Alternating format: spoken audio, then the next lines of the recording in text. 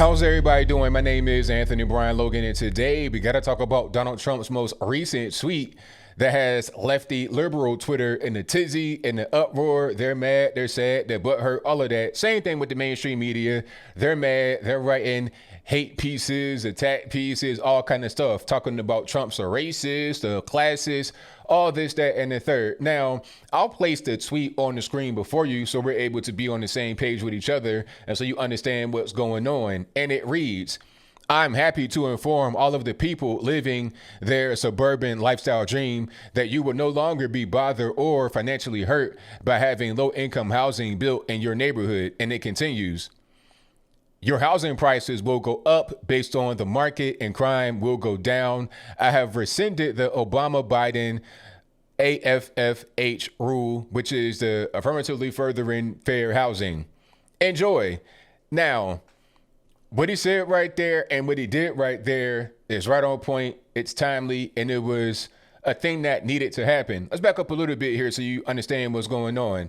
Now, back in 2015, Obama strengthened the 1968 Fair Housing Act with the AFFH. And the rule is kind of complicated. I'll link to it in the box below so you're able to read the actual rule and the new rule that was put on the books by HUD Secretary Ben Carson. The old rule says that each jurisdiction across the nation had to identify racial disparities in housing that affect mostly blacks and Hispanics, and then develop a way to alleviate that. And with that came all kind of red tape, regulation, a bunch of expense. It was cumbersome, it was burdensome, and it was a thing that people didn't really like.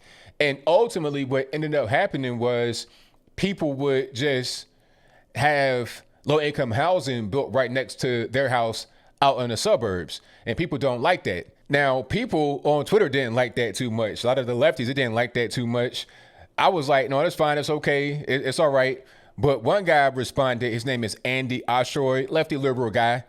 He says, translation, hey, affluent white people, vote for me, and I'll keep those very scary black and brown people out of your neighborhood. Now, I'll take offense to that, actually, because obviously I'm black.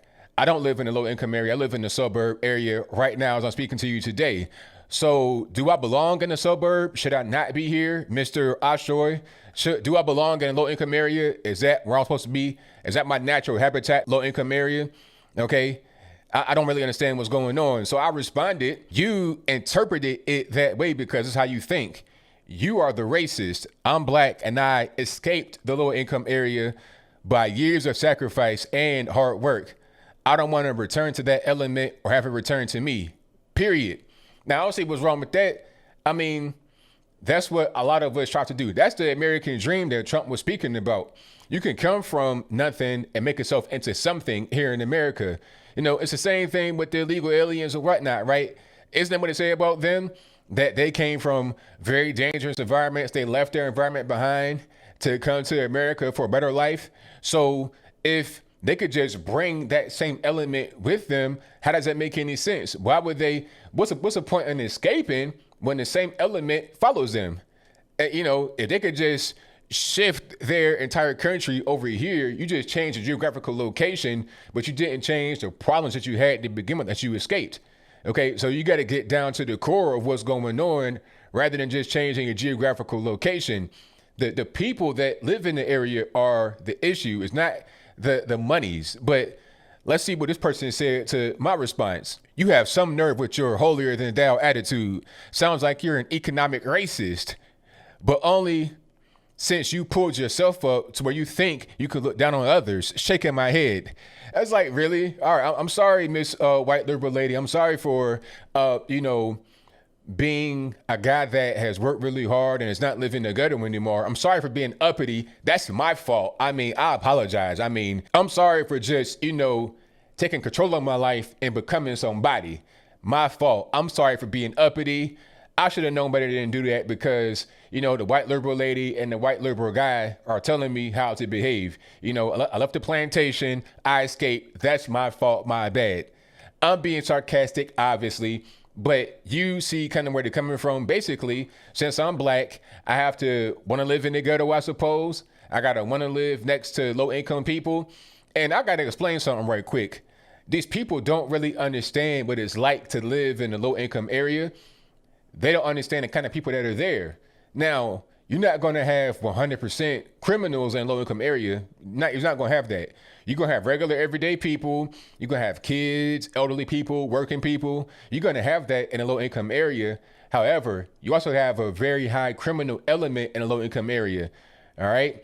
Now, in proportion to the general population of an area, the population of criminals is low.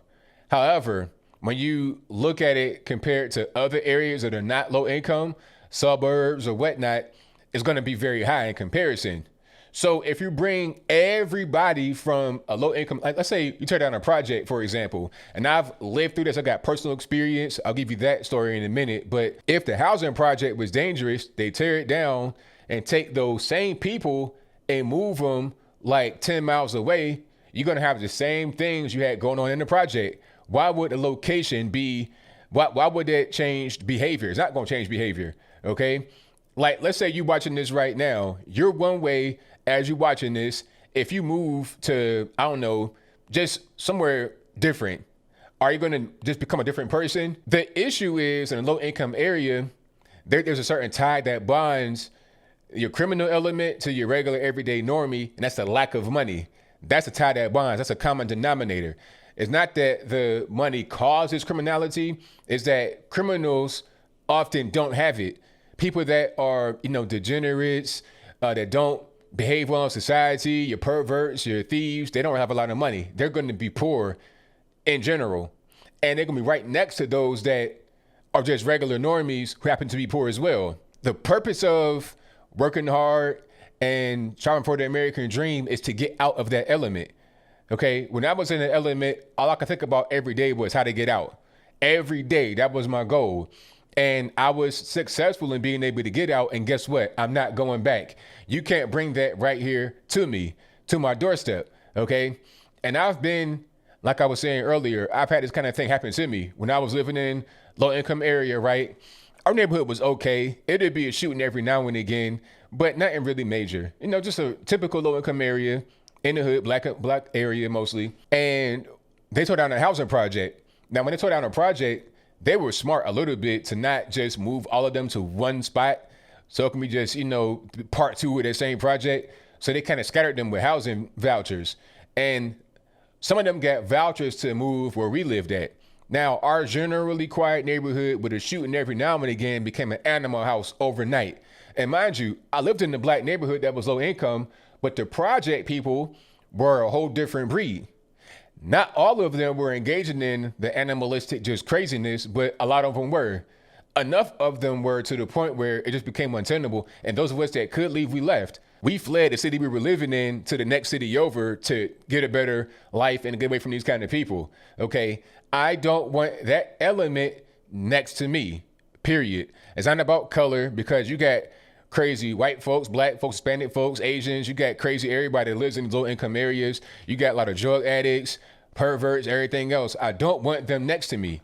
All right. And then when you put a housing project or some low income right next to, very high income property, it brings the high income property down. And if you done spent $300,000, $400,000, $800,000, $1 million on your house, out of your hard-earned money, you didn't put all your eggs in one basket. All of a sudden, you down $200,000 in your property value. Now you're stealing money from me. You're stealing money from me. You're bringing the criminal element to me. Why would I want that? I have one last story to tell you. A lot of people think that it's okay to live right next to low-income people, and it won't be no problem. If they come in there with their money, it'll fix it. That's not how it works. If you live in Norfolk or in Virginia Beach area, you know what I'm talking about. This next story. There's a place called Park Place in Norfolk. This is a ghetto, low income area. Been like that for years.